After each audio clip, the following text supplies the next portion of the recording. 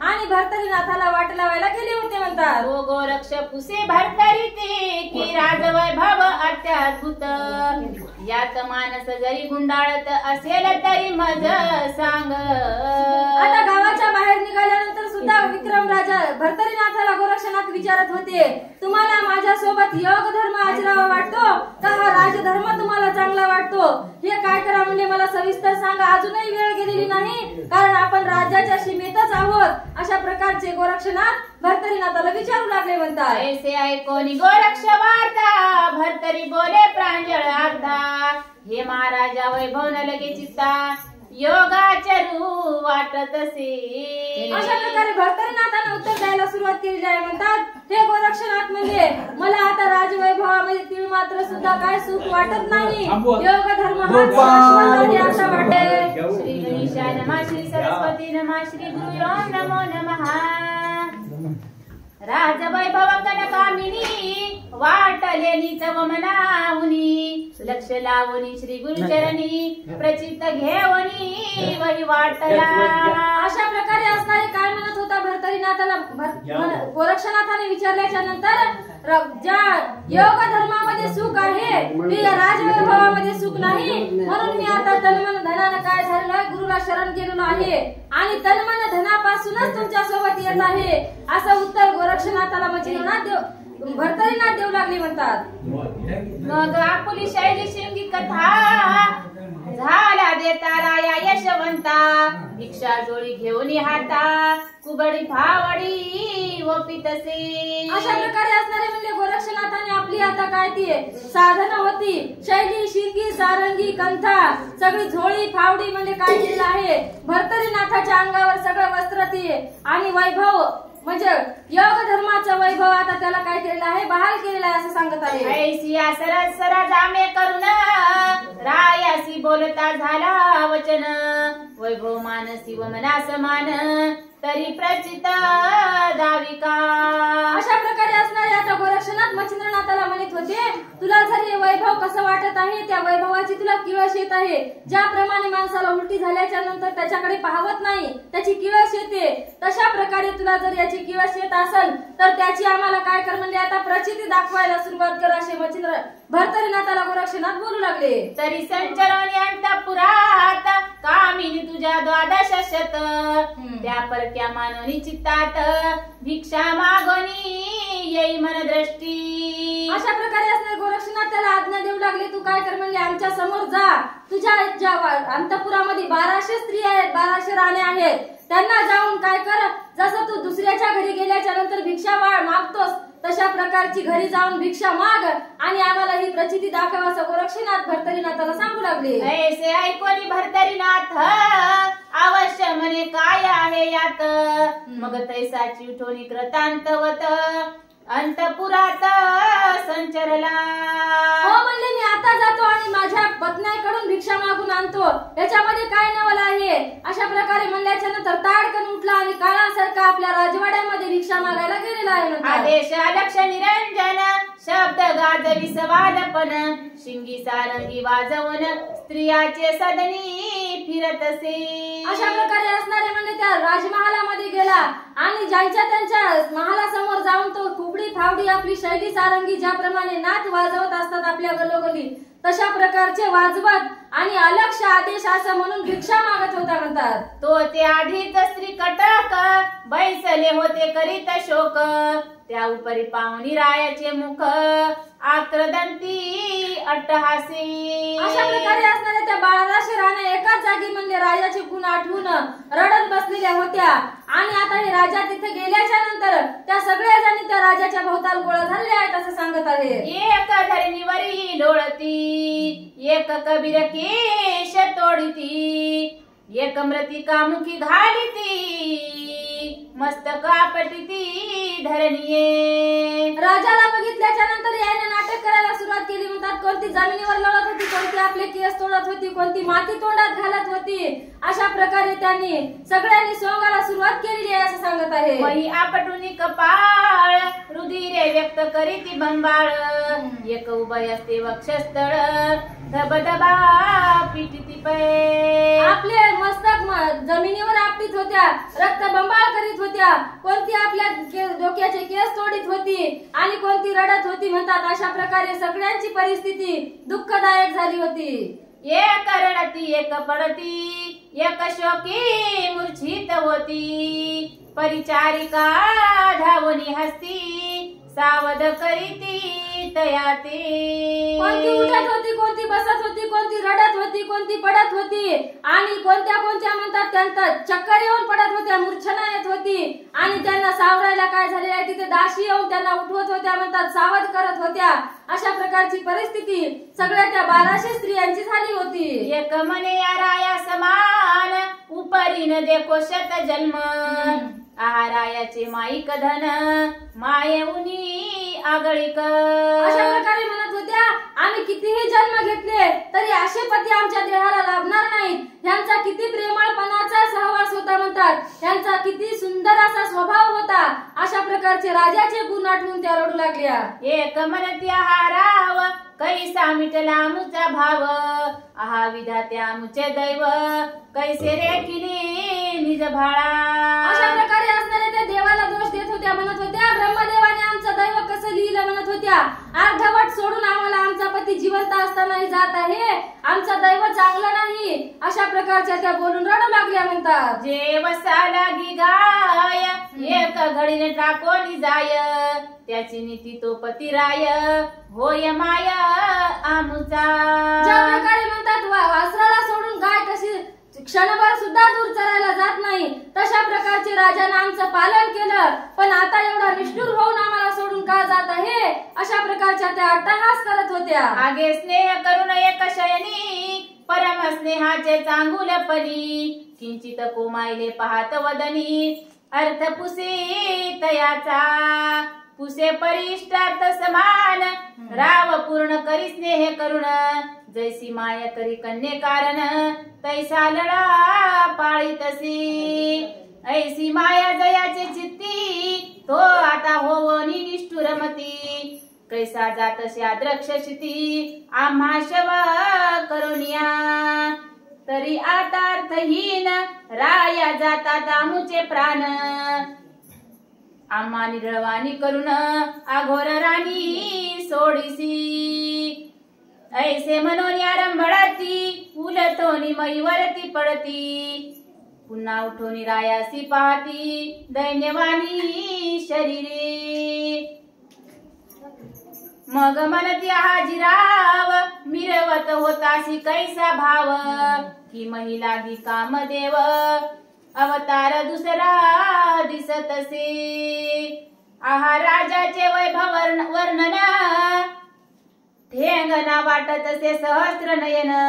तो क्रश शरीर व दैन्यवाना भिक्षा मागे घरोघरी. अशा प्रकारे असणाऱ्या त्या रडत होत्या आणि राजाचे गुण आठवून त्या काय आरंभळत होत्या म्हणतात, दुःख व्यक्त करत होत्या. त्या म्हणत होत्या आमचा राजा कसा होता, इंद्रासारखा म्हणजे संपत्तीवान आणि सुंदर होता, तेजस्वी होता. पण काय झालेलं आहे म्हणतात, या 12 वर्ष तप करण्यामध्ये काय झालेलं आहे, त्यांच्या पिंगलेच्या वियोगाने आमच्या राजाचं शरीर कसं क्रश झालेलं आहे आणि राजे कसे आता दिसत आहेत, एकदम क्रश प्रकारचे दिसत आहेत. अशा त्या 1200 स्त्रिया बोलू लागल्या. ऐसे बोलणी पाहत त्याते पुन्हा सांडिती शरीराते. मग सुख सकळ उठोनी रायाते वेष्टन घातले स्त्रियांनी. अशा प्रकारे बोलत होत्या, उठत होत्या, रडत होत्या. आणि मग काय झालं म्हणतात, राव चाललेला पाहत असल्याने त्यांनी काय केलं, 1200 स्त्रिया सगळीकडून भोवतालून झाल्या आणि राजाला मध्ये ठेवून त्या चौकून वेष्टन घातलेलं आहे म्हणतात. म्हणती राया मा सांडून दूर देशी नको करू गमन. येथेच पाहून चंद्रवदन तुष्ट होतो आम्ही की. तरी आता निष्प्रा निराश दाही दिशा पडल्या राया उदास. तरी मुक्त करून या मुच्या प्राणास पाऊल मग पुढे ठेवावे. अशा प्रकारे असणारे त्या राण्या म्हणत होत्या, तुम्ही जर इथून जासाल तर आम्हाला काय होईल, दाही दिशा क्षीण होतील, दाही दिशा शून्य होतील, आम्हाला कुठेच काही दिसणार नाही. तुम्ही काय करा म्हणजे तुम्ही जा, पण जाण्या अगोदर आमच्या सगळ्यांचे प्राण मुक्त करा आणि मग तुमचं पुढचं पाऊल उचला. अशा प्रकारच्या त्या स्त्रिया राजाला बोलू लागल्या. ऐसे बोलता राया म्हणी संचरला क्रोध द्विमर्दू मूर्धनी मग कुबडी उगारोनी निघता झाला माघारा. अशा प्रकारे असणाऱ्या त्या बोलत होत्या आणि बोलून राजाच्या जवळ जात होत्या. ते पाहून राजा काय करतो, रागाने लाल होत होता आणि आपल्या जवळची जी कुबडी आहे ती उगारून भिरकावून लावत होता म्हणतात. मग तो गोरक्ष गुप्त हेर पाहत होता चमत्कार. राव निघता तेजोनी स्त्रिया सत्वर मान तुकावी गोरक्ष. अशा प्रकारे असणारं हे राजाचं सगळं घडत असलेलं प्रकरण गोरक्षनाथ बाहेरून पाहत होता म्हणतात. हा कितपत या योग धर्मामध्ये खरा उतरलेला आहे अशी त्यांची परीक्षा बघण्यासाठी गोरक्षनाथ लपून बसलेले होते. पण राजाने काय केलं म्हणतात, त्या सर्वस्वाचा त्याग केला आणि त्या राण्यांचा त्याग करून सुद्धा राजा आता पुढे निघालेले आहेत म्हणतात. असो भरतरी सहज स्थिती निघता मागे त्या युवती. आरंभळूनी पाठी येती नको जाऊ मनोनिया. भरतरीनाथ पुढे जात होते आणि या स्त्रिया सगळ्या जणी मिळून काय करत होत्या, त्यांच्या मागे येत होत्या आणि म्हणत होत्या, हे नाथ तुम्ही हे घर सोडून जाऊ नका, हा राजवाडा सोडून जाऊ नका. अशा प्रकारच्या त्या अट्टहास करू लागल्या म्हणतात. आज 12 वर्षापर्यंत बैसला होता श्री स्मशानात. आता जोग आचरण करून वनात तैसाची येथे राहे का. अशा प्रकारे त्या म्हणत होत्या, तुम्ही 12 वर्ष झाले तिथे त्या स्मशानात राहिल्या, तशा प्रकारचे काय करा, आता सुद्धा जोग घ्या, हा योग घ्या, पण काय करा इथंच राहा, इथून जाऊ नका. अशा त्या विनवू लागल्या म्हणतात. परी तो राव सकळ सांडोन गावा बाहेर आला परतोन. येरीकडे विक्रम उज्जयिनी स्त्रिया केल्या स्वस्थानी. अशा प्रकारे असणारे ते काय झालं म्हणतात, सगळं गाव सोडलं, घर सोडलं आणि राजा आता लवकरात लवकर गाव सोडून बाहेर निघाले. आणि निघाल्याच्या नंतर विक्रम आणि त्या सगळ्या स्त्रिया आता उज्जैनीमध्ये परत गेल्या म्हणतात. या परी गोरक्ष भर्तरीनाथ कुसोनी निघाले विक्रमाते. मग पदी पदी दुरावा होत अर्ध कोस पै गेले.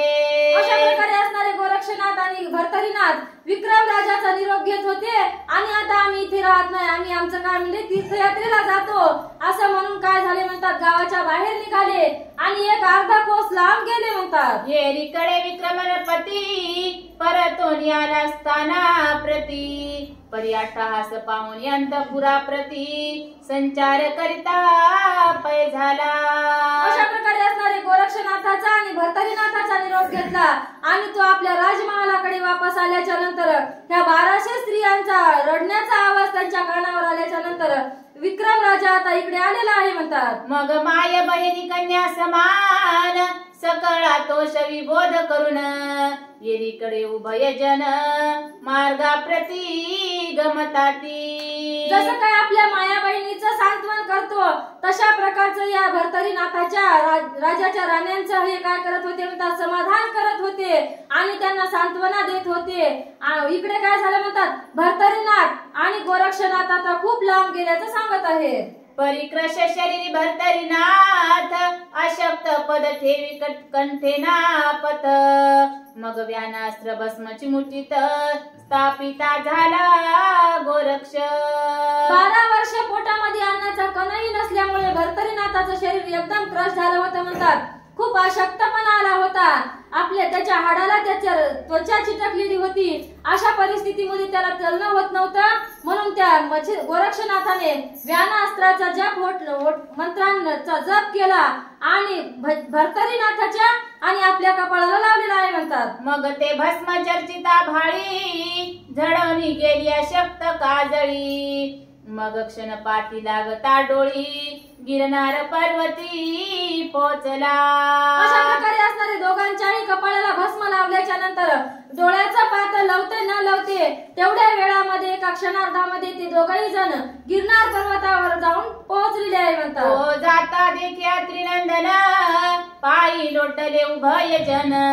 मग माये उभयंता कवळून वदन इंदू कुरवाळी. अशा प्रकारे असणारे गिरनार पर्वतावर गेल्याच्या नंतर दत्तात्रय प्रभूला भेटले म्हणतात. दोघांनी दत्तात्रय प्रभूचं दर्शन घेतलं आणि जशी आपली माय लेक नांदून आल्याच्या नंतर तिच्या मुखावरून हात फिरवते, प्रेमानं तिला बोलते, तशा प्रकारचं त्या दोघांच्याही तोंडावरून दत्तात्रय प्रभूने हात फिरून काय बोलायला सुरुवात केलेली आहे म्हणतात. म्हणे वसा गोरक्षनाथा भरतरी करिता शिनविली तू ते, ऐसे म्हणून कुरवाळीत वारंवार मुखाते.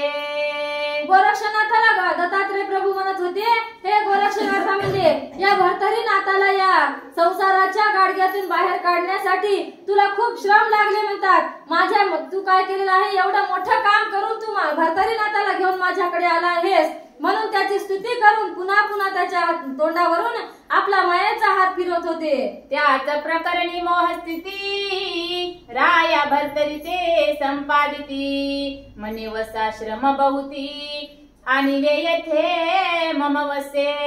अशा प्रकारे असणारे गोरक्षनाथाला बोलल्याच्या नंतर भरतरीनाथाला सुद्धा म्हणत होते, तू खूप काय म्हणजे तुला खूप क्षिती पोहोचलेली आहे आणि तुला म्हणजे कसा आत्मबोध करून माझ्या गुरु शिष्याने इथपर्यंत घेऊन आला आहे, असे भरतरीनाथाला दत्तात्रय प्रभू बोलू लागले. असो स्थिती व्रती धरती सकळा एकमेकांते घोटाळा, निवेदनी चित्ती संचिला तोषा प्रती तरीवर येतील.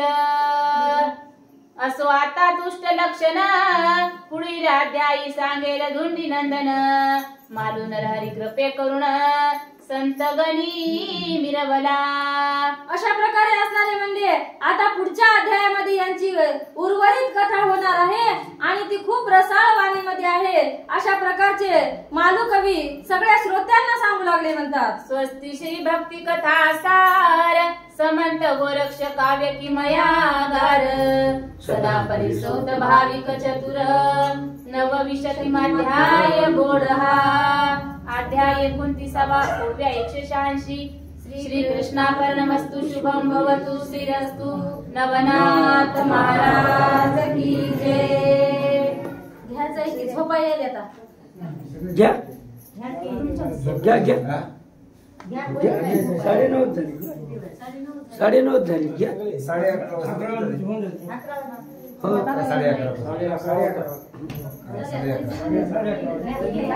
घ्या घ्या.